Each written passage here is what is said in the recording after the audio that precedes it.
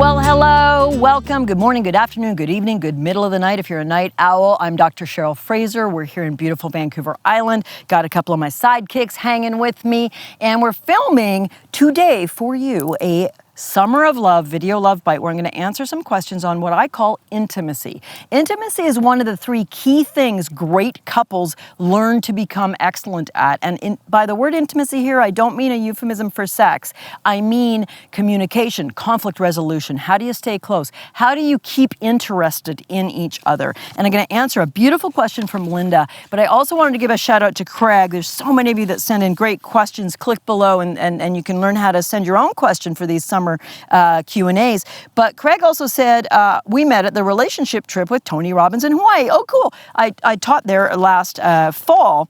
Craig and his wife was there, and he says his issue is his wife gets into her head very deeply when she's going through issues with her job or her clients or her friends. And he says, you know, what can I do to kind of connect with her when she's like off in her head, kind of thinking, worrying, and we don't feel close? I'm going to answer that one later this week or next week in a live Facebook Q&A. You'll hear about that in a minute.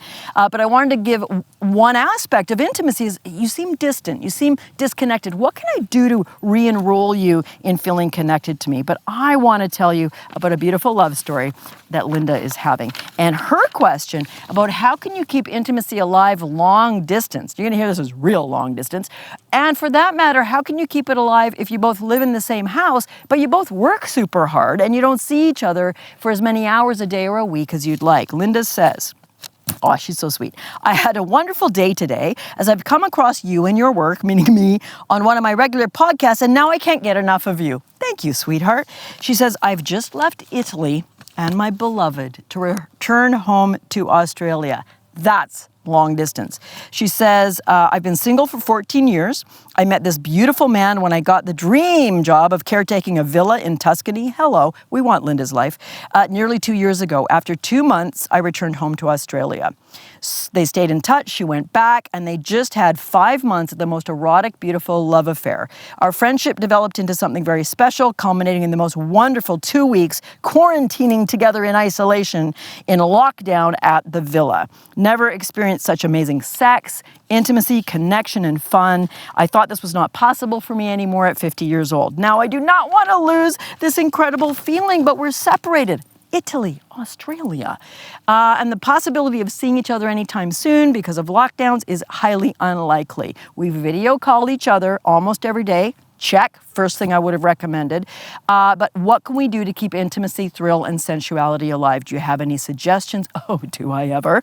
On how to keep a relationship strong during this forced lockdown and at a distance of 13,000 kilometers. How many of you have laid in bed next to your sleeping spouse and felt like there was 13,000 kilometers between you and them?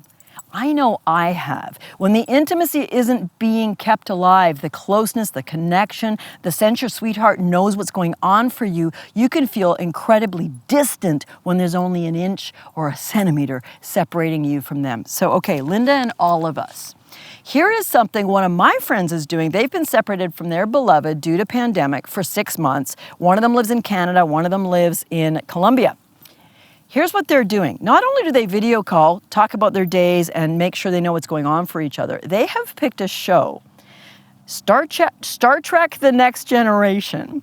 And every night they meet at an appointed time for their 2 time zones, and they watch an episode at the same time on video chat. So they're basically hanging out watching TV together.